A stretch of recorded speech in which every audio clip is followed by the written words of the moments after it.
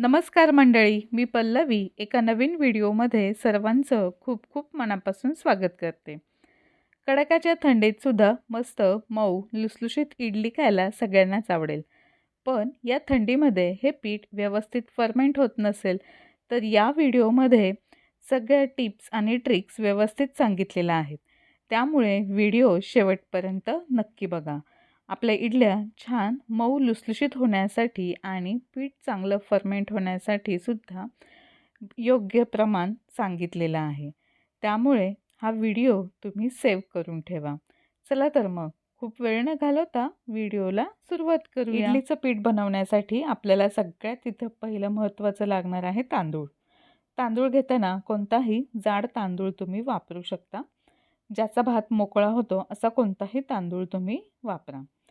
यामध्ये मी इथे घेतलेला आहे रेशनचा तांदूळ. या भांड्याने आपल्याला तांदूळ मोजून घ्यायचा आहे. 3 भांडे मी तांदूळ घेतलेला आहे. एकाच भांड्याचं प्रमाण ठेवायचं आहे. आता त्याच भांड्याने मी 1 वाटी किंवा 1 भांडं उडदाची डाळ घेतलेली आहे. यामध्येच 1 चमचा मी मेथीदाणेसुद्धा घालून घेते. मेथीदाणे घालून घेतल्यामुळे हे पीठ आहे ते खूप छान फर्मेंट होतं. आता तांदूळ रेशनचा घेतलेला आहे. त्यामुळे तांदळाला जी काही घाण असेल, धूळ असेल, काळसरपणा असेल तो सगळा व्यवस्थित निघून जावा यासाठी तांदूळ भरपूर पाण्यामध्ये मी 2 ते 3 वेळा स्वच्छ धुवून घेतलेले आहेत. तर हे बघा अशा पद्धतीने तांदूळ धुवून घेतला आणि त्यामध्ये भरपूर पाणी घालून हे तांदूळ आपल्याला 5 तासांसाठी भिजत ठेवायचे आहेत. यानंतर आपल्याला ही उडदाची डाळसुद्धा स्वच्छ धुवून घ्यायची आहे. उडदाची डाळ धुवत असताना आपल्याला खूप जास्त चोळून धुवायची नाही आहे आणि त्यामध्ये आपल्याला 2 वेळाच फक्त ही डाळ धुवून घ्यायची आहे आणि डाळीमध्ये सुद्धा भरपूर पाणी घालून ही डाळसुद्धा आपल्याला 5 तासांसाठी भिजत ठेवायची आहे. कमीत कमी 5 तास हे आपल्याला डाळ आणि तांदूळ भिजत ठेवायचे आहेत.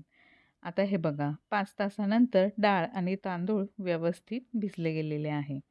जेव्हा मी डाळ आणि तांदूळ व्यवस्थित भिजवून ठेवलेलं त्याचवेळी मी अर्धी वाटी साबुदाणासुद्धा भिजवलेला.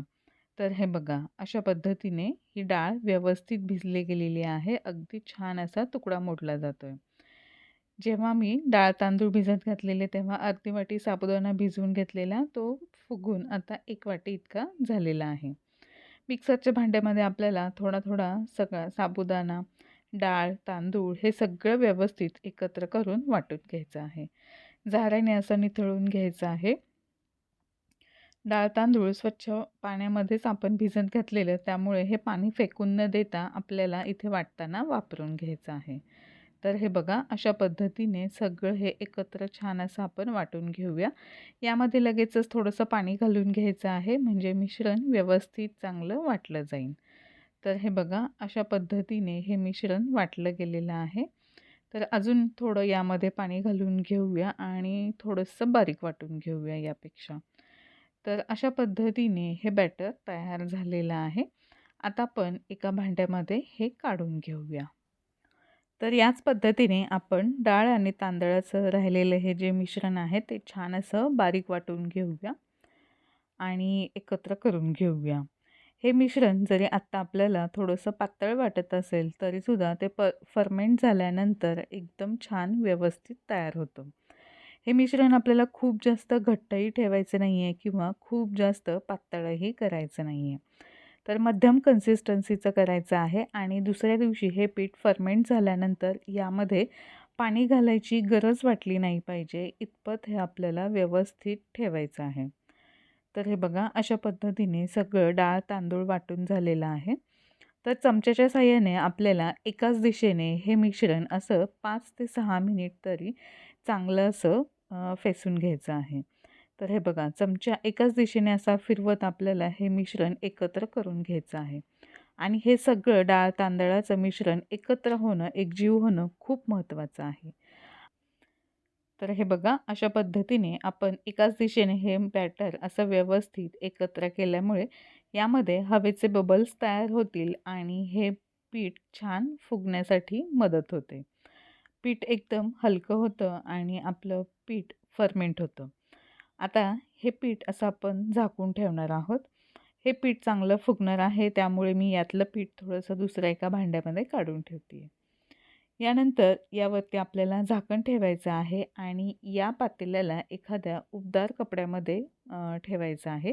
म्हणजे हे पीठ व्यवस्थित असं फर्मेंट होणार आहे. जाड आणि उबदार कपडा घ्यायचा आहे आणि त्यामध्ये हे बघा अशा पद्धतीने व्यवस्थित गुंडाळून ठेवायचं आहे आणि हे एका बंद उबदार ठिकाणी ठेवायचं आहे. जर तुमच्याकडे ओव्हन असेल तर ओव्हनमध्ये सुद्धा ठेवलं तरीही चालेल आणि हे पीठ फर्मेंट होण्यासाठी कमीत कमी 8 ते 10 तास तरी थंडीमध्ये लागतात. तर हे बघा मी ओव्हनमध्ये अशा पद्धतीने हे ठेवून घेतलेलं आहे. 10 ते 12 तासांमध्ये हे पीठ अगदी छान फर्मेंट होतं. तर हे बघा तुम्हाला दाखवते इथे की पीठ आपलं किती व्यवस्थित असं फर्मेंट झालेलं आहे. पिठाला छान अशी जाळी आलेली आहे. या पिठाच्या इडल्या एकदम छान मऊसूत आणि जाळीदार बनतात. हे बघा अशा पद्धतीचं आपलं हे पीठ तयार झालेलं आहे. या भांड्यातलं आधीचं जे मिश्रण होतं ते मी दुसऱ्या एका भांड्यामध्ये काढून घेतलेलं, त्यामुळे डाळ तांदळाचं हे जे मिश्रण आहे ते फुगायला इथे त्याला चांगली स्पेस मिळाली. तर अशा पद्धतीने हे बघा इथे तुम्ही पाहू शकता पीठ छान असं फर्मेंट झालेलं आहे आणि याची कन्सिस्टन्सीसुद्धा अगदी परफेक्ट आहे. आता हे पीठ आपण एका दुसऱ्या भांड्यामध्ये काढून घेऊ शकतो, जसं लागेल तसं त्या पद्धतीने, आणि त्यामध्ये मीठ घालून घ्यायचं आहे. मी सगळ्याच पिठामध्ये मीठ घालून घेते आणि अगदी हलक्या हाताने आपल्याला हे व्यवस्थित असं मिक्स करून घ्यायचं आहे. तर हे बघा अशा पद्धतीचं आपलं इडलीचं बॅटर तयार झालेलं आहे. इडलीचं जे पात्र आहे त्या पात्राला आपण आता तेल लावून घेऊया आणि त्यामध्ये हे पीठ घालून घेऊया. तर हे बघा अशा पद्धतीने इडली पात्राला तेल लावून घेतलेलं आहे आणि व्यवस्थित सुरुवातीला पहिल्यांदा काढत असताना भरपूर तेल लावून घ्यायचं आहे आणि त्यामध्ये आता आपण हे मिश्रण घालून घेऊया. इडलीच्या भांड्यामध्ये 2 ग्लास पाणी घालून घेतलेलं आहे आणि त्यामध्ये लिंबू असेल तर लिंबाची सालसुद्धा घालून घ्यायची आहे, म्हणजे हे भांडं काळं पडत नाही. आणि हे पाणी उकळायला ठेवायचं आहे. पाणी आधी उकळून घ्यायचं आहे आणि मग या ज्या प्लेट आहे त्यामध्ये पीठ घालून घ्यायचं आहे, म्हणजे ह्या इडल्या पटकन फुगण्यासाठी मदत होते. त्यानंतर एक 15 मिनिट तरी आपल्याला हे पीठ छान वाफवून घ्यायचं आहे. हे बघा इथे तुम्ही पाहू शकता 15 मिनिटानंतर इडल्या एकदम छान अशा मस्त जाळीदार, मऊ, लुसलुशीत अशा झालेल्या आहेत आणि ह्या इडल्या या पात्रातून अगदी सहजरित्या निघल्या जातात. 15 मिनिट आपण हे पीठ वाफवून घेतल्यानंतर ह्या प्लेट्स बाहेर काढायच्या, पूर्णपणे थंड होऊ द्यायच्या आणि मगच आपल्याला या प्लेटमधून इडली बाहेर काढायची आहे. तेव्हा या अगदी सहज निघल्या जातात. खूप जास्त आपल्याला चमच्याने किंवा याने काढायची गरज लागत नाही. सुरीने सुद्धा अगदी सहज निघल्या जातात. तर हे बघा अशा पद्धतीने केलेल्या ह्या आपल्या इडल्या मस्त मऊ, लुसलुशीत आणि जाळीदार झालेल्या आहेत. यामध्ये अजिबातही आपण सोडा घातलेला नाही आहे. या कडाक्याच्या थंडीतसुद्धा पीठ छान फर्मेंट झालेलं आहे आणि अशा पद्धतीच्या मऊसूत इडल्या तयार झालेल्या आहेत आणि इडलीचा रंगसुद्धा तुम्ही पाहू शकता अगदी छान पांढऱ्या शुभ्र झालेल्या आहेत. तर अशा पद्धतीच्या या इडल्या तुम्ही नक्की करून बघा. यात इथे दिलेल्या सगळ्या टिप्स तुम्ही फॉलो करा आणि अशा पद्धतीनेच तुम्ही नक्की करून बघा. व्हिडिओ थोडा जरी आवडला असेल तर लाईक करा, शेअर करा आणि आपल्या यूट्यूब चॅनलला सबस्क्राईब करायला विसरू नका. अशाच पद्धतीच्या मस्त नवनवीन रेसिपी घेऊन पुन्हा भेटूया. तोपर्यंत धन्यवाद.